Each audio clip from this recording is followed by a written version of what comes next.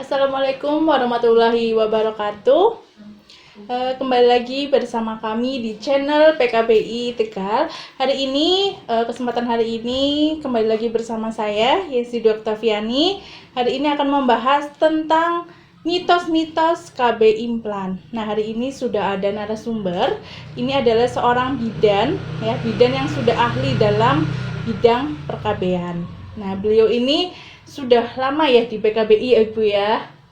Alhamdulillah Ya. sih sudah 20 tahun Mbak 20 Yesi. tahun ya. Oke, pastinya sudah sangat profesional ya untuk pemasangan KB gitu. Insya Allah, semoga.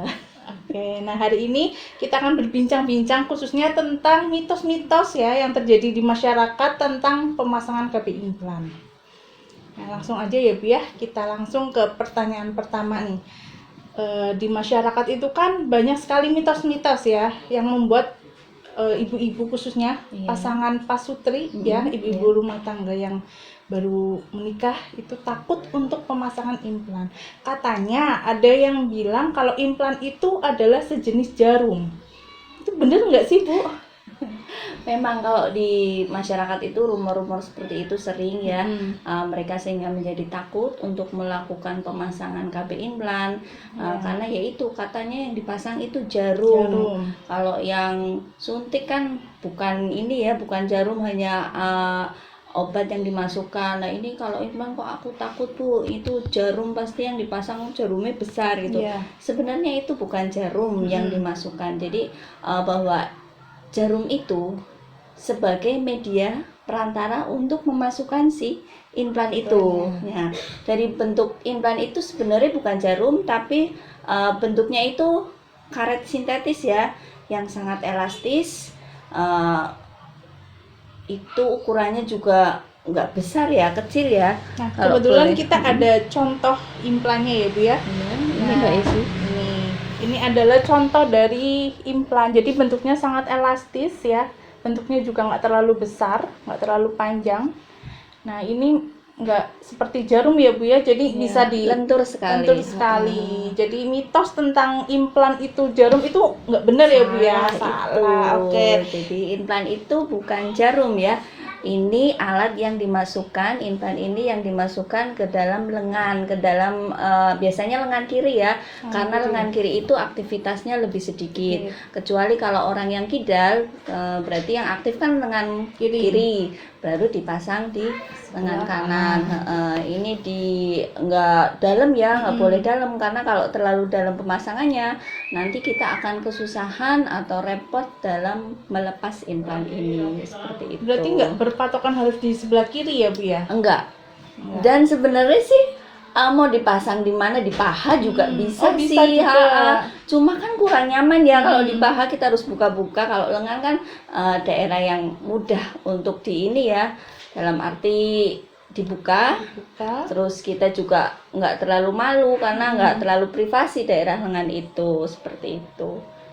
Jadi ini biasanya dipasangnya berapa implan biasanya kalau pemasangan? Implan ini ada dua ya, ada dua macam. Kalau dulu ada yang sampai itu ya Mbak Esi, 5 batang implan itu dimasukkan ke dalam bawah kulit itu. Sekarang yang keluar itu yang 2 batang sama 1 batang, seperti itu. Tapi jadi, itu efektivitasnya sama? Efektivitasnya sama. Itu untuk walaupun 1 batang atau 2 batang itu untuk 3 tahun. Sama saja ya. Bedanya 1 batang dan 2 batang itu kalau dari tekstur, kalau 2 batang itu agak lentur, kalau yang 1 batang itu agak kaku sedikit. Iya, nggak begitu lentur. Bedanya di itu. Oke, jadi jelas ya teman-teman, kalau misalkan implan ini bukan jarum, jadi nggak usah takut kalau pemasangan implan ini sangat aman ya Bu ya. Aman. Dan nggak berpengaruh terhadap ini ya, kulitnya takut ketusuk atau apa gitu, enggak ya? Ya, di kulit sebelum pemasangan itu kan biasanya orang takut jarum besar ya, karena sebelum pemasangan itu nggak usah khawatir, kita bius dulu. Kita berikan bius dulu, setelah bius bereaksi baru implan itu dimasukkan. Jadi nggak terasa nggak akan terasa itu saat dilakukan pembiusan.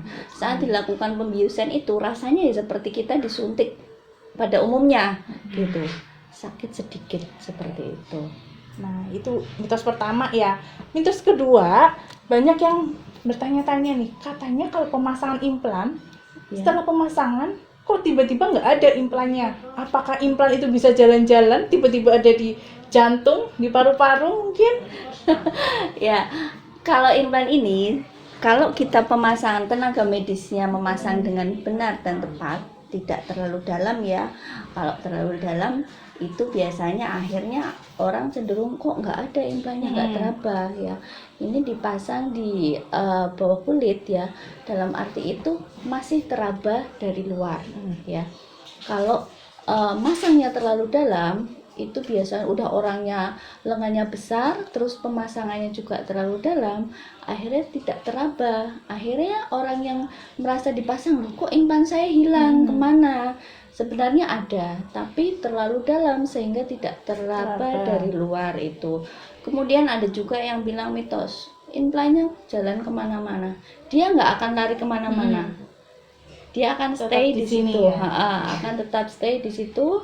Kecuali itu tadi, kalau terlalu dalam akhirnya dia nggak teraba si implannya, akhirnya pikiran orang katanya lari kemana-mana seperti itu. Oh, berarti memang karena faktor pemasangannya terlalu dalam Iya. gitu ya.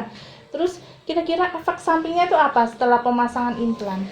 Kalau efek samping dari KB implan ini, salah satu yang paling menonjol itu biasanya mempengaruhi pola haid. Jadi pola haid itu bisa berubah. Ada kalanya dia akan normal, perempuan itu normal, haid setiap bulan. Ada kalanya itu dia akan haid tapi cuma ngeflag sedikit-sedikit tapi sering. Juga ada kalanya dia tidak sama sekali tidak datang bulan gitu, tidak haid. Itu enggak masalah sih, kalau enggak datang bulan enggak perlu khawatir saya kok enggak haid, jangan-jangan saya hamil seperti itu tidak masalah, tidak apa-apa. Itu memang faktor dari efek samping dari hormon implan ini mempengaruhi pola haid. Kemudian bisa jadi ada sebagian wanita itu pengaruh ke pola berat badan gitu. Ada yang berat badannya naik, ada yang berat badan turun, bahkan ada yang stabil saja, tidak naik atau tidak turun. Pada sebagian perempuan itu sendiri-sendiri respon tubuhnya. Ya, kemudian kalau untuk ke pusing sedikit sekali yang terjadi pusing, ada yang ini banget ya, kalau mungkin kalau yang suntik itu ya ada menggigil, KB suntik. Kalau KB implan itu jarang terjadi. Jadi lebih ke pola haid sama kemungkinan ke berat badan itu ya, seperti itu paling. Kalau untuk ibu menyusui, apakah aman menggunakan KB implan? Aman, enggak apa-apa. Iya, apa ya. Enggak Jadi masalah, nggak enggak. berpengaruh ya. Enggak ada pengaruh. Jadi buat ibu-ibu yang mungkin baru punya anak pertama ya, jadi mereka kan kadang takut asinya nanti terganggu, nggak keluar, atau nanti bayinya nggak mau menyusu, itu berarti nggak mengganggu sama sekali. Tidak ada pengaruh ke ASI seperti itu. Berarti untuk efektivitasnya sendiri ini KB implan cukup tinggi ya Bu ya? Cukup tinggi, kurang lebih ya sekitar 99 lah, 98-99% itu efektif untuk mencegah kehamilan seperti itu. Kalau bisa diceritakan kenapa sih ini KB implan itu kan hanya sebatas ini ya, seperti kapsul, tapi kok bisa membuat tidak hamil gitu. Ya, Ceritanya jadi gimana Bu? cara kerja dari KB implan ini ya, kok bentuknya seperti karet dipasang. Iya. Kenapa bisa jadi nggak hamil, lagian pasangnya kok di sini gitu, sedangkan berhubungan kan lewatnya bawah. Jadi ini implan ini mengandung hormon ya, jadi hormon ini mempengaruhi dari serviks ya, di lendir di serviks itu, di mulut rahim itu menjadi kental sehingga sperma itu tidak bisa masuk menembus ke dalam ya. Terus kemudian mencegah terjadinya implantasi dari sel telur seperti itu.